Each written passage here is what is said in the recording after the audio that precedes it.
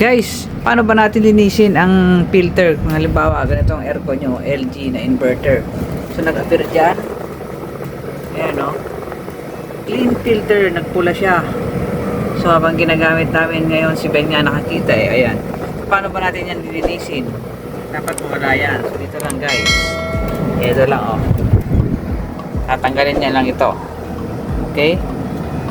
So, tanggalin natin, ha? Pero, una sa lahat, patayin muna natin tong aircon. Okay, patayin muna natin guys. So, ang remote.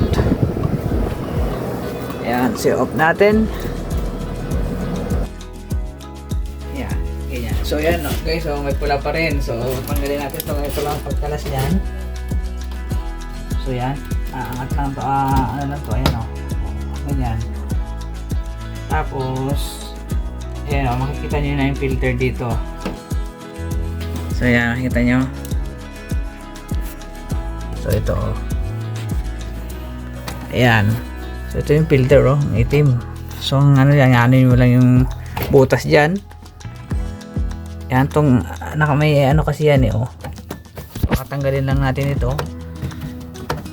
Tapos hugasan natin guys. So may mga lock yan sa gilid dito oh.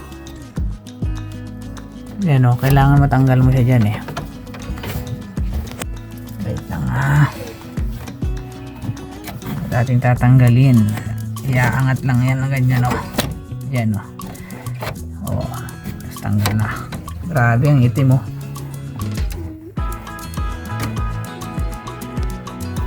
O, diba?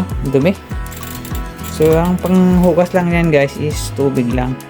So, ito lang guys. Ano lang natin ng tubig para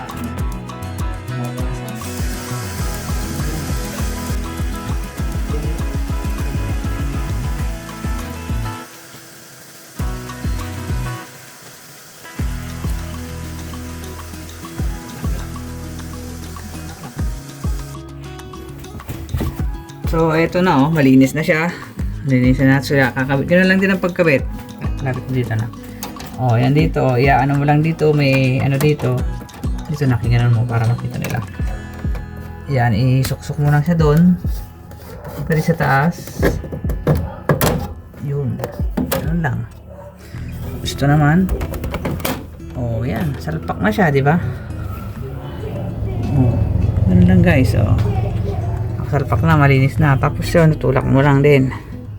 Ito, takip. Ganun lang. Oh. Okay, so kasi meron pa rin yung nakapula. So, paano mawala yan? Ito lang, oh. I-long press mo, may nakalagay dyan kasi filter reset. Ayan, oh. I-long press ito. Yun ang sabi nung ano, tingnan natin kung mawawala yung clean filter. Ayun, oh. Press ko lang yung 2 araw na wala na. So yun, okay na yan. Pagka on mo ulit, so wala na yan. Okay, ganoon lang guys. Thank you for watching and thank you sa aking anak na naghawak ng video. Thank you.